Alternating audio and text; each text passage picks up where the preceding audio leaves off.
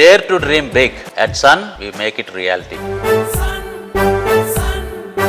రప్పా dialogue తో మాజీ ముఖ్యమంత్రి జగన్ సోషల్ మీడియాలో తెగ ట్రోల్ అవుతున్నారు. పుష్ప సినిమాలో డైలాగ్ చెప్పి దాన్ని మీడియా సమావేశంలో మళ్లీ చెప్పించుకొని మురిసిపోయిన వైసీపీ అధ్యక్షుడిని పొలిటికల్ పుష్ప అని నెటిజన్లు తెగ ఆడుకుంటున్నారు. అంత చూస్తాం, రప్పా నరుకుతాం అంటూ పల్నాడులో బీతావహ వాతావరణానికి కారణమైన తమ పార్టీ కార్యకర్తల్ని మందలించాల్సింది పోయి వారిని వెనకేసుకొనొచ్చారు ఆయన.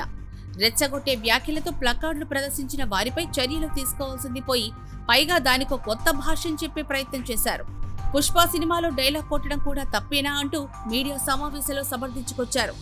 జగన్ పల్నాడు పర్యటనలో గంగమ్మ తల్లి జాతరలో పొట్టేళ్ల తలలు నరికినట్లు నరికేస్తామని పోస్టర్ పెట్టాడు. అది పుష్ప సినిమా డైలాగ్ అని దాన్ని అది పోస్టర్లో పెట్టినా తప్పేనా? మనం ప్రజాస్వామ్యంలోనే ఉన్నామా? పుష్పలో ఫోటోలు పెట్టినా గడ్డం చేత్తో రుద్దుకున్న తప్పేనా అని జగన్ దాన్ని సమర్థించుకునే ప్రయత్నం చేశారు. అదేమంటే ఆ పోస్టర్ పట్టుకున్న వ్యక్తికి టీడీపీ సభ్యత్వం కూడా ఉందని, టీడీపీ సానుభూతిపరుడు కూడా చంద్రబాబుపై కోపంతో మారాడని సంతోషపడదామని విచిత్రమైన లాజిక్ కూడా వినిపించారు. టీడీపీను రప్పా కోసేస్తా అని అంటున్నాడని ఆనందపడదామని జగన్ వ్యాఖ్యానించడం గమనార్హం. వాస్తవానికి సదరు వైసీపీ కార్యకర్త 5 లక్షల బీమా పథకం కోసమే టీడీపీ సభ్యత్వం తీసుకున్నాడట. ఎన్నికల ముందు తన తండ్రి టీడీపీలో చేరుతుంటే తీవ్రంగా వ్యతిరేకించాడట. మొత్తానికి జగన్ తన వ్యాఖ్యలతో టీడీపీ నేతలకు గట్టిగానే టార్గెట్ అవుతున్నారు. ఓటమి నుంచి వైసీపీ నేతలు ఇంకా పాఠం నేర్చుకోలేదని, ఎందుకు ఓడిపోయామనే పరిశీలన కూడా చేసుకోలేదని ఏపీ మంత్రి పయ్యావుల కేశవ్ మండిపడ్డారు.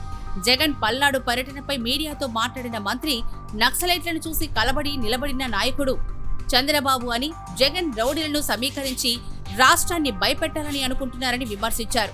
పోలీసు వ్యవస్థను ఉపయోగించి గతంలో అరాచకం చేశారని, అందుకే గతంలో జరిగిన అరాచకాలను ప్రజలు రప్పా అని నరికారని ఎద్దేవా చేశారు. ప్రభుత్వంపై కాదు ప్రజలపైనే వైసీపీ తిరుగుబాటు. రప్పా అని ఎవరిని నరుకుతారు?